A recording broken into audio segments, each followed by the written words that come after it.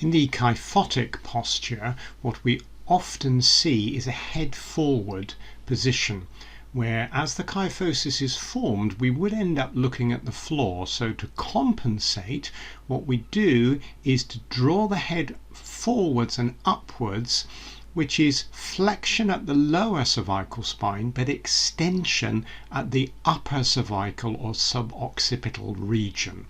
So we correct that with a skull rock movement, and we're going to do this on the bench.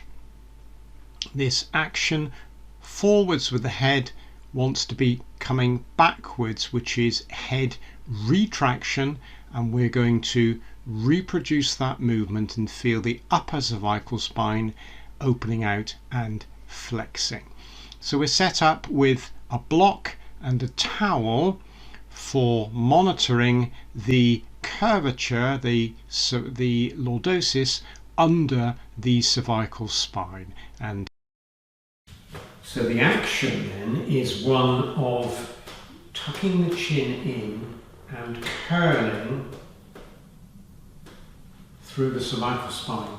So that chin tuck movement we can focus on by just using a towel, and all I've done is to fold it up into a little sort of sausage shape, and it goes underneath the curve in the cervical spine. So all I want you to do is to push down and to come back up. So if you just perform 4 repetitions of that movement, so that action then is the skull rock. So what she's doing is to cause the upper cervical spine to open, the lower cervical spine to close down, and to perform that exercise. That's the first part of the movement. For the second part of the movement, we perform that and then we draw the head up to look at the top of the breastbone. So if you just come there and just lift away from my hand and come back down again.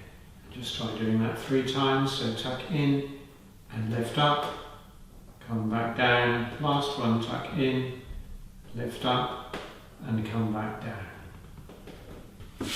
So what we've done there then is to correct this head forward posture. So the head forward posture is one of flexion and chin protraction. So we've done the movement to draw the chin in and then to curl. And essentially if we palpate between the occipital protuberance and the first cervical spinous process that we can easily palpate, which is C2, we should see our fingers moving apart as the head is rocked. So that action is one of suboccipital flexion.